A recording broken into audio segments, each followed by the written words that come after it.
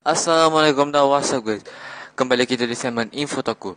Oke guys, hari ini aku nak memberikan 5 pendapat aku pasal Kamen Rider Zero One yang telah tamat. Oke, sebelum aku berikan pendapat aku, sila like video ni dan juga share kepada teman korang dan juga subscribe channel ni supaya aku lebih semangat nak buat video lagi. Oke guys. Oke guys, untuk pendapat aku yang pertama adalah dari segi alur ceritanya. Oke, untuk series awalnya, awal series lah masuk aku, dari seginya memang aku tengok overall bagus. Tapi di pertengahan itu, di Zaya itu mula terasa down. Tetapi bila masuknya di pertandingan, kalau korang tahu lah, Zaya itu adalah di mana pertandingan antara Zaya dan Hiden, tapi terus menerus, tak ada hentinya gitu. Sampai final act memang terus gitu. Nah, bila masuk ke pertandingan pertandingan mahkamah ni, tak ingat aku lah, mahkamah itu terasa bagus. Dan betul reality tu betul-betul ada bukti, ada suspek tu kena tuduh macam mana gitu kan. Memang overall bagus, aku boleh katakan macam tu.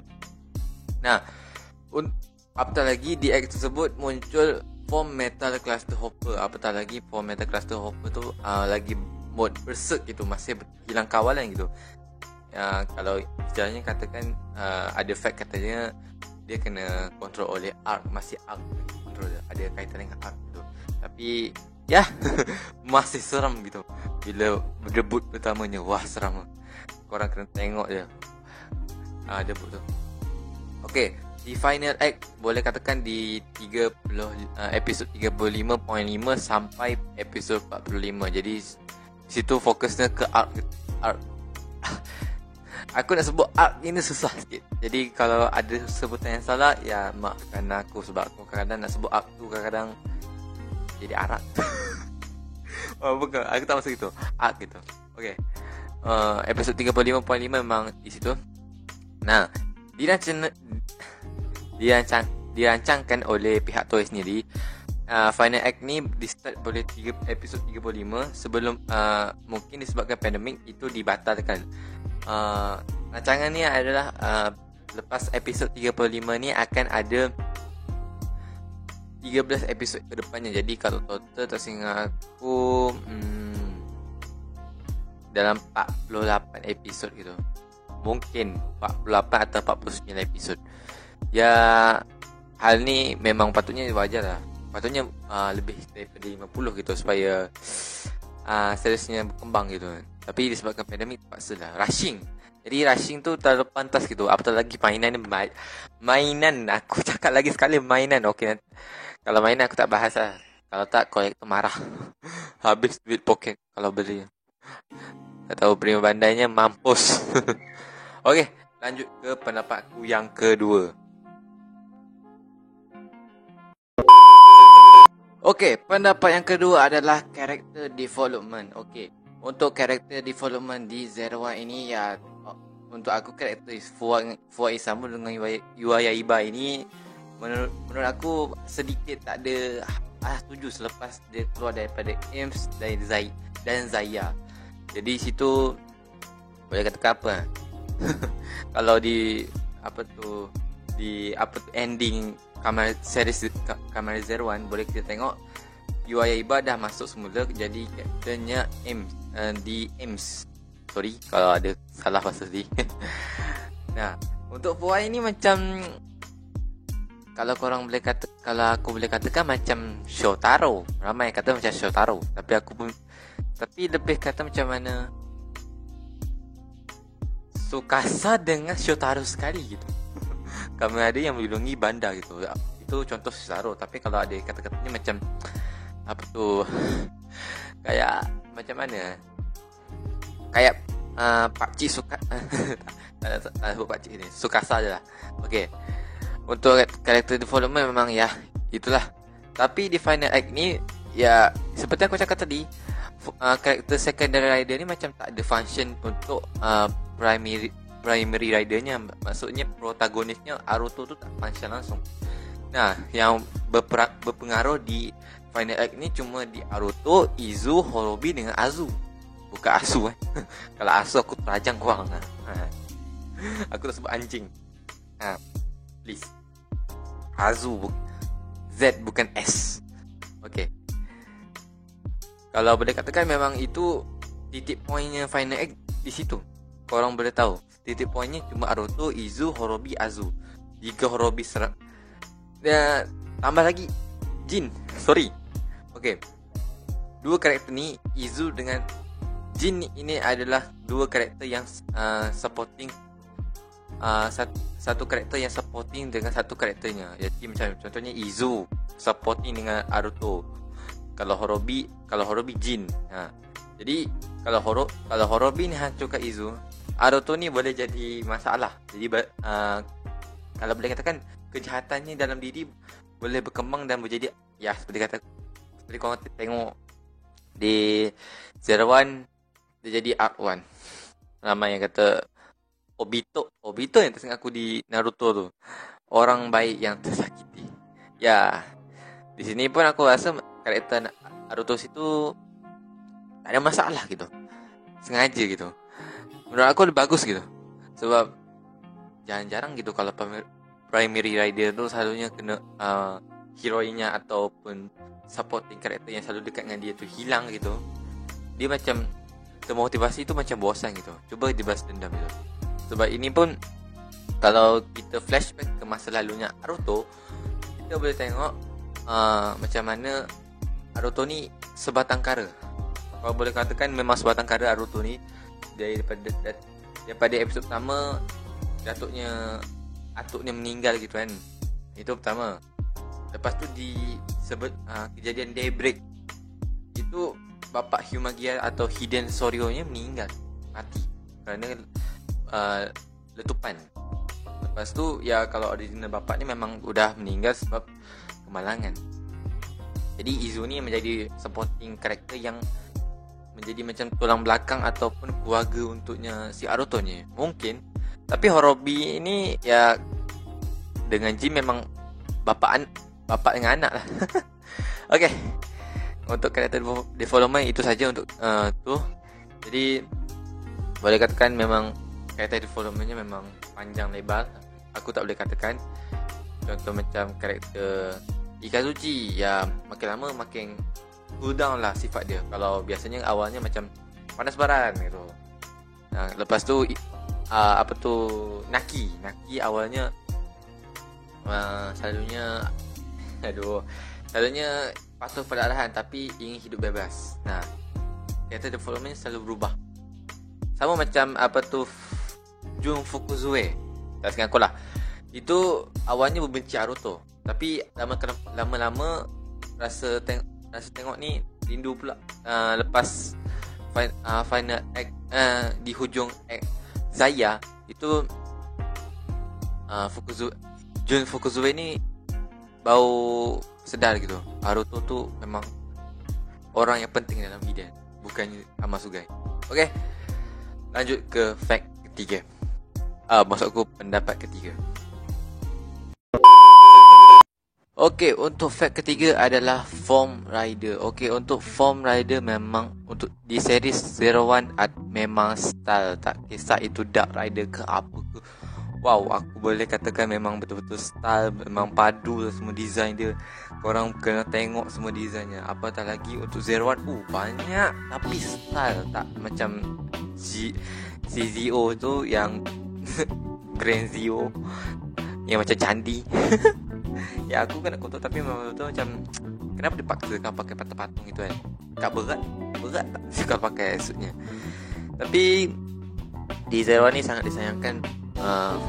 Kebanyakan formnya di Zero One ni kadang-kadang di repaint.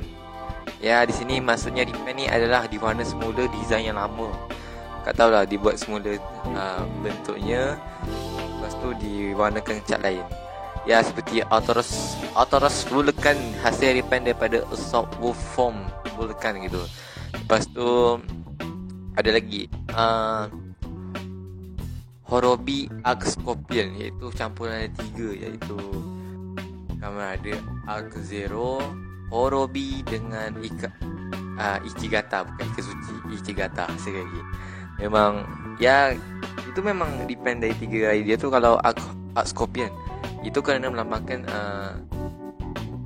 Suiato Takewashi Seiji yang sudah lama menjadi Suiato Kamen Rider sampai sekarang ni. Ya, untuk memang itu tiga perannya, 3 idea tu memang diperankan oleh Takewashi. Suiatonya Takewashi je, jadi orang tak tahulah Suiatonya. Takewashi je memang the best lah. Apa lagi? Ada lagi apalah. Untuk movie formnya adalah Hell Rising Hopper. Nanti aku akan jelaskan lebih lanjut. Memang depend lah. Depend apa nanti aku jawab. Apa lagi yang repair apa? Ya, itu je aku rasa. Banyak form yang depend gitu. Lepas tu mainan baru. Bandai memang di Final X ni terlalu dipaksakan banyak mainan premium macam apa lagi, Arc Driver, apa tu, Atoros, Japanese Wolf yang boleh ada 2 karakter kan. Okey, itu memang ya boleh dikatakan sama lah, banyak premium Bandai. Lepas tu ada satu lagi iaitu Realizing Hopper, katanya macam Excel ya, nama pun penulisnya sama. Siapa nama dia? Gua lupa. Aku lupa dah nama penulisnya, tapi sama dengan Excel. Kalau boleh katakan Rising Hopper ni statement daripada Rising Hopper lebih tinggi sikit. Kalau Zero tu ya kalah jauh. Memang kalah jauh.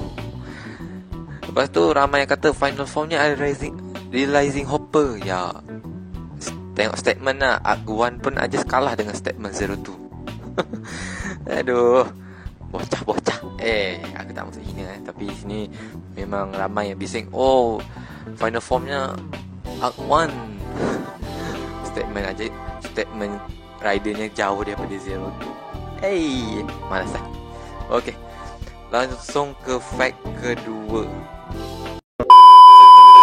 Untuk pendapat aku pasal yang keempat ini adalah pasal villain. Okey, karakter villain yang aku nak fokus adalah karakter Horobi.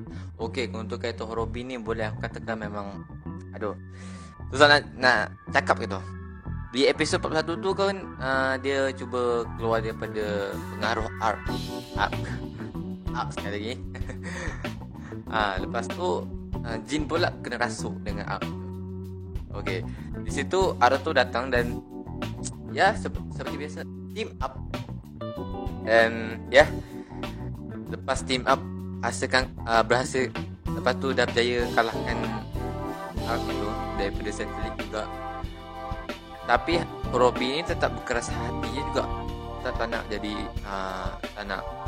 baik tu. Maksudnya keinginan awal ni memang nak hancurkan manusia. Manusia adalah punca kejahatan. Itu apa lagi tu. Dan menurut aku memang the best lah karakter tu. Macam tak macam Gentoku gitu kan. Kan sama-sama rider warna ungu. Nah, kalau Gentoku kan jadi baik. Kalau jadi baik udah jadi macam tak betul lah. Aku bukan nak kata tak gila ke apa, tapi macam tak betul. Kalau gila luar konteks. Elok lagi. Cuma kadang-kadang saya boleh ke mana je. Aku tapi itu memang kalau korang tengok daripada saya Kamen Rider build-nya. Kalau tak tengok memang dia memang gila lah.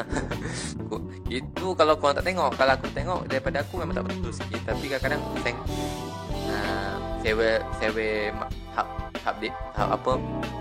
tahap tinggi dia memang keluar kadang. Tapi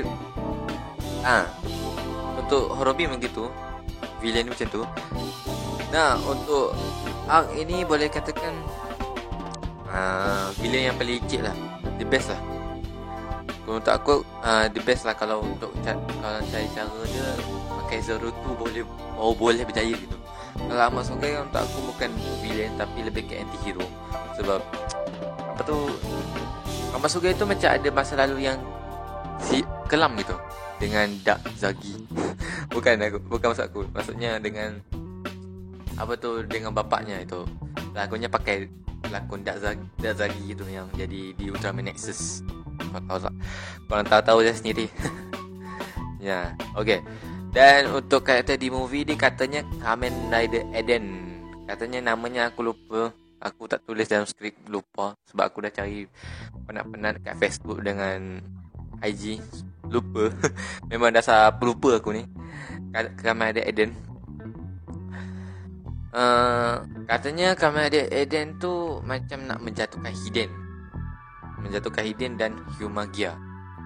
Dan membawa apa tu, katanya dia ingin menghancurkan dunia dan menciptakan syurga. Bahasa aku paradise dalam bahasa Inggeris ya. Paradise mungkin dia terjemahkan syurga. Mungkin. Okey. Kalau untuk villain memang sedikit lah aku nak menjelaskan, tapi ya itulah. Okey. Lanjut ke pendapat aku yang terakhir. Okey guys, untuk pendapat terakhir aku atau pendapat yang kelima adalah pasal movie. Okey. Untuk series Kamen Rider akan disambungkan lagi alur ceritanya. Sepertinya macam bau-bau penulisnya Yuya Takahashi. Baru aku ingat namanya. Ya, kadang-kadang aku ingat, kadang aku lupa. Okey. Yuya Takahashi yang penulisnya. Okey. Disambung semula seperti di series Kamen Rider X8. Okey, tajuk dia masih aku belum tahu sebab belum kemukakan lagi tajuk dia. Tapi villain untuknya adalah Kamen Rider. Sudah jelas aku beritahukan sebelum ni, Kamen Rider Eden. Dan ya, sekali lagi boleh katakan form Kamen Rider Zero yang terbaru, iaitu Hell Rising Hopper akan debut. Tapi ya, sekali lagi aku beritahu ini adalah form Repan daripada apa? Repan daripada Shining Assault Hopper. Aduh, toy barangnya masih baru. Dan tak silap aku di final stage tu ada progress key, katanya Arc 01 progress key. Ya, cuma repan daripada Arc 1 progress key. Okay.